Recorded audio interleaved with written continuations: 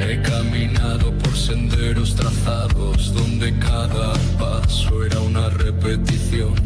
Las voces me decían quién debía ser, pero en el silencio encontré mi contradicción.